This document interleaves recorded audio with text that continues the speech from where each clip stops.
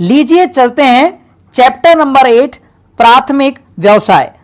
प्राथमिक व्यवसाय में वे सभी आर्थिक क्रियाएं शामिल की जाती हैं जिनमें प्राकृतिक संसाधनों का मनुष्य द्वारा सीधे उपयोग किया जाता है, जैसे आखेट अर्थात शिकार करना, संग्रहण अर्थात एकत्रित करना। क्या एकत्रित करना? वन के उत्पादों जैसे कंद, मूल, फल, लाख व अन्य सामग्रियों को इकट्ठा करना। इसी प्रकार मछली पकड़ना, पशुचारण, कृषि करना, लकड़ी काटना, खनन व उत्खनन इत्यादि ये सभी क्रियाएं प्राथमिक व्यवसाय में शामिल होती हैं। आइए बढ़ते हैं सबसे पहले आखेट की ओर। आखेट अर्थात शिकार करना विश्व का सबसे प्राचीन उद्यम है।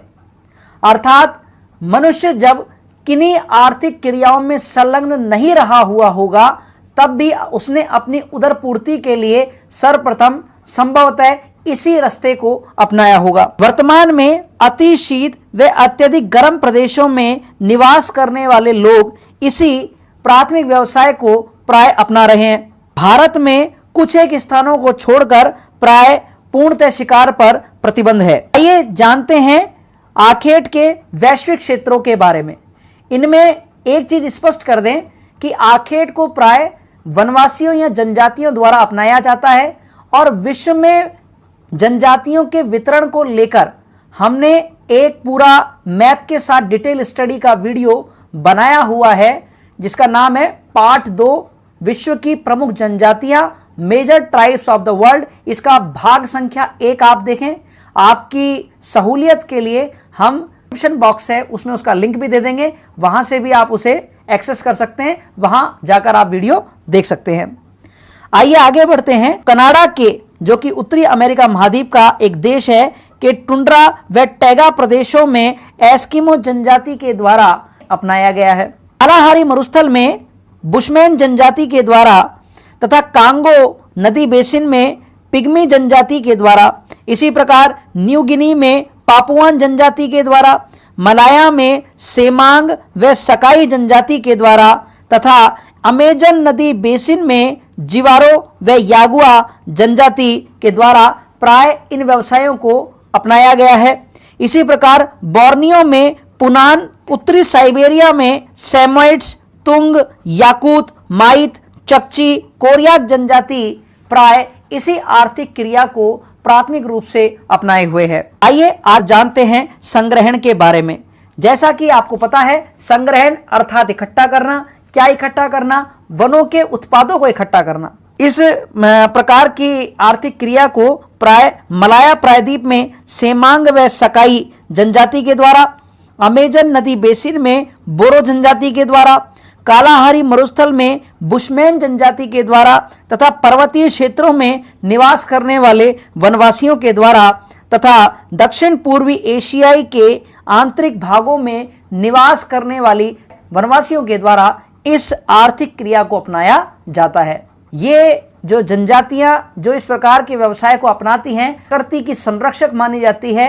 आइए आगे चलते हैं। मछली पकड़ना। मछली पकड़ना, यहाँ 2 शब्दावलियां प्रमुख हैं। एक है मछली पकड़ना और दूसरा इसी से मिलता जुलता है मत्स्य पालन या मछली पालन। देखिए यदि इसके बेसिक डिफरेंस को देखा जाए तो मछली पकड़ने का मतलब होता है प्राय प्राकृतिक जलाशयों से मछली को पकड़ना, और मछली पालन जो है कृत्रिम रूप से एक एक्वेरियम बनाकर या एक जलाशय बनाकर मछलियों को उसमें पाला जाता है और उनकी एक प्रकार से खेती की जाती है।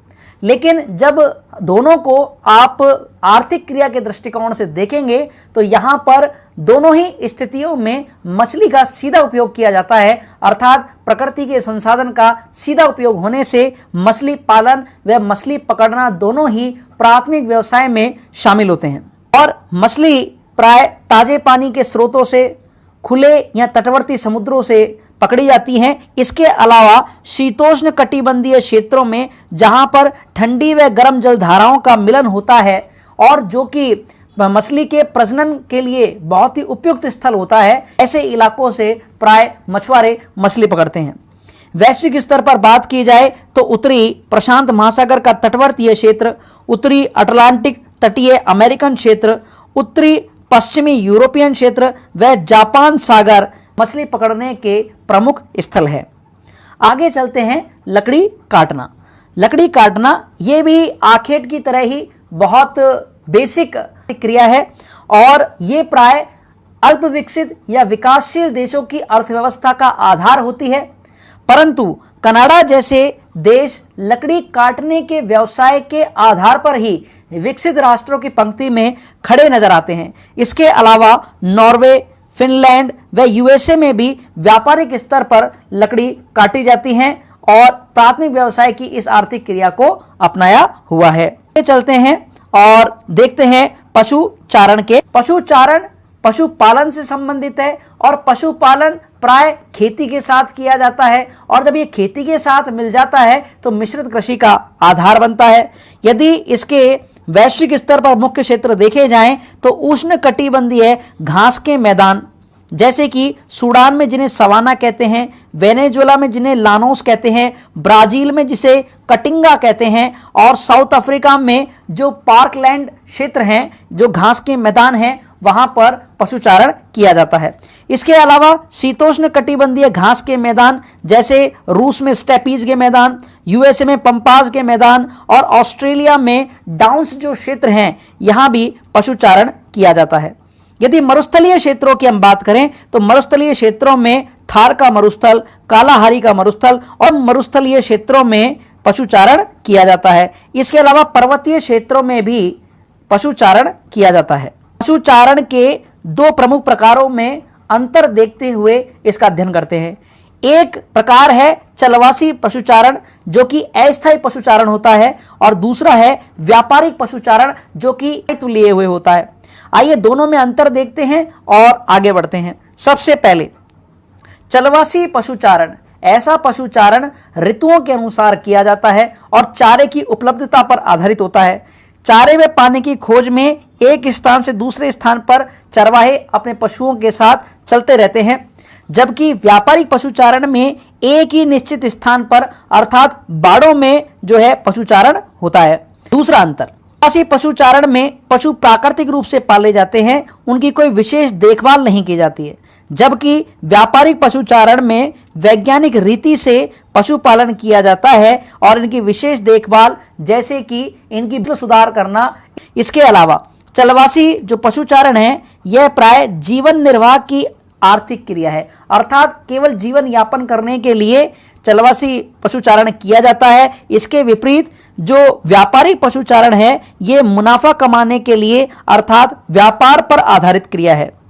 चलवासी पशुचारण पुरानी दुनिया तक सीमित है, जबकि व्यापारिक जो पशुचारण है मुख्यतः नई दुनिया के देश यानी विकसित राष्ट्रों में होते हैं। इसके अलावा जो पांचवा अंतर है वह है कि दक्षिण पश्चिम एशिया, अफ्रीका मरुस्थल, अरब के प्रायद्वीपीय देश, एशिया के उच्च पर्वतीय क्षेत्रों में चलवासी पशुचारण होता है, जबकि यदि व्यापारिक पशुचारण का क्षेत्र देखा जाए तो New Zealand, Australia, USA, Denmark, Sweden, Holland, Sweden इत्यादि देशों में व्यापारिक पशुचारण किया जाता है। और इसके अलावा एक बात और, भारतीय संदर्भ में हम बात करें तो हिमालय के पर्वतीय क्षेत्रों में गुज्जर, बकरवाल, गद्दी व भूटिया जो लोग हैं वो ग्रीष्म काल में मैदानी क्षेत्रों से पर्वतीय इलाकों में चारे की तलाश में अपने पशुओं के साथ चले जाते हैं और सर्दियों में अर्थात शीतकाल में पर्वतीय क्षेत्रों से मैदानी क्षेत्रों में आ जाते हैं। इस प्रकार ये पशुचारण यहाँ पूरा हुआ। आइए आगे चलते हैं और जानते हैं कृषि के बारे में। कृषि 71% भोजन की उपलब्धता हमें कृषि के द्वारा होती है। कृषि करने की कुछ महत्वपूर्ण प्रणालियां हैं, उन पर दृष्टिपात करते हैं। सबसे पहले स्थानांतरित कृषि, यह कृषि का प्राचीनतम रूप है। इसे झूमिंग कृषि के नाम से भी भारत के पूर्वी राज्यों में जाना जाता है। मध्य अमेरिका व मैक्सिको में इसे मिल्पा के नाम से जाना जाता है। मलेशिया व इंडोनेशिया में इसे लदांग के नाम से जाना जाता है, जबकि वियतनाम में इसी कृषि प्रणाली को रे कहते हैं। स्थानांतरित कृषि में प्राय एक स्थान पर खेती करने के बाद उसे जला दिया जाता है और यहाँ 2 से 3 वर्षों तक खेती प्राप्त करने के बाद वह स्थान लगभग बंजर हो जाता है। ऐसा इसलिए होता है कि जब खेत को जलाया जाएगा तो जो मृदा है उसकी टॉप लेयर गर्म हो जाती है और गर्म होने के कारण उसके महत्वपूर्ण पोषक तत्व एवं जो लाभदायक सूक्ष्म जीव होते हैं वे नष्ट हो जाते हैं। आइए आगे बढ़ते हैं दूसरी कृषि प्रणाली की ओर, आदिम स्थायी कृषि। ये एक स्टेप आगे है स्थानांतरित कृषि से और वर्तमान में उत्तर पूर्वी भारत, मलेशिया, इंडोनेशिया, मध्य इंडीज आदि के देशों में ये की जाती है। इस कृषि में कृषि के साथ साथ पशुपालन भी किया जाता है और पशुओं का प्रयोग खेतों की जुताई व परिवहन में करते हैं। तीसरी कृषि प्रणाली की जीवन निर्वहन कृषि। वर्ष में ऐसी कृषि प्रणाली में 2 से 3 फसलें प्राप्त की जाती हैं। जीवन निर्वहन कृषि 2 प्रकार की हैं। एक वो कृषि प्रणाली जिसमें चावल प्रमुख फसल के रूप में होता है और दूसरी जिसमें गेहूं प्रधान फसल के रूप में होता है। चावल प्रधान जो कृषि है वहां की जाती है जहां पर 100 सेंटीमीटर से अधिक वर्षा हो। ये India, Bangladesh, Myanmar, Indonesia, Cambodia, Thailand इत्यादि देशों में की जाती है। गेहूं प्रधान, इसमें 100 सेंटीमीटर से कम वर्षा की आवश्यकता होती है। ये क्षेत्र हैं उत्तरी भारत, मध्य भारत, पश्चिमी भारत, उत्तरी चाइना, पाकिस्तान और दक्षिण कोरिया। आइए अब आगे चलते हैं और जानते हैं अगली कृषि प्रणाली को, विस्तृत वाणिज्यिक अनाज कृषि। इस कृषि में जो भूजोत है उसका आकार 240 से 1600 हेक्टेयर तक होता है और इस कृषि में जो मुख्य फसल होती है वह गेहूं होती है। इसके अलावा जौ, जई, राई, तिल इत्यादि फसलें भी की जाती हैं। इस प्रकार की कृषि में आधुनिक कृषि यंत्रों जैसे कंबाइन और हार्वेस्टर मशीन इत्यादि का प्रयोग किया जाता है। साथ ही साथ खाद्यान्न की सुरक्षा के लिए या उसके भंडारण के लिए बड़े बड़े गोदाम भी बनाए जाते हैं। यूरेशिया के स्टेपीज घास के मैदान, उत्तरी अमेरिका के प्रेरी प्रदेश, अर्जेंटीना के पंपास के मैदान, दक्षिण अफ्रीका के वेल्स, ऑस्ट्रेलिया के डाउन्स क्षेत्र और न्यूजीलैंड के कैंटरबरी मैदानी क्षेत्रों में इस प्रकार की कृषि की जाती है। अगली कृषि प्रणाली है बागाती कृषि। बागाती कृषि, इसका विकास उपनिवेश काल में उष्णकटिबंधीय क्षेत्रों में हुआ। और आगे बढ़ने से पहले एक चीज यहां जान लेनी चाहिए, बागाती कृषि से मिलता जुलता एक शब्द है बागवानी और दोनों में अंतर है।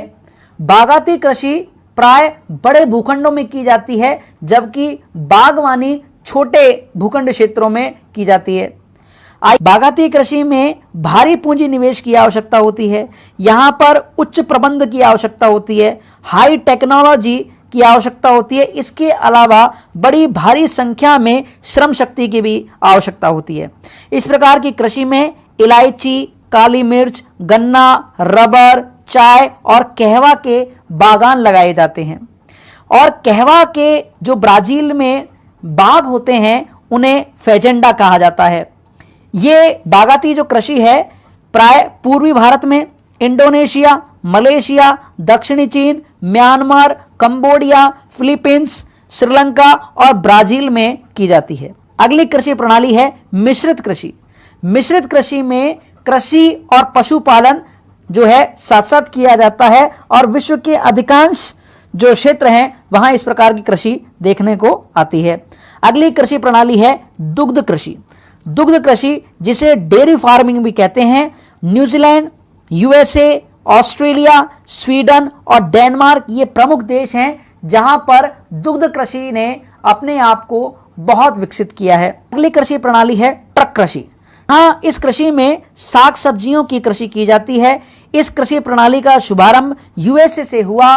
यहाँ रात भर ट्रक चलते हैं और साग सब्जियों को इनके जो उत्पादन स्थल हैं वहां से ले जाकर बाजार में पहुंचाते हैं और ये इसे ट्रक कृषि भी कहा जाता है। इसके आगे अगली महत्वपूर्ण कृषि प्रणाली अंतिम रूप से हमारे सामने है और वो है फलोद्यान कृषि। में फल व फूलों की कृषि की जाती है।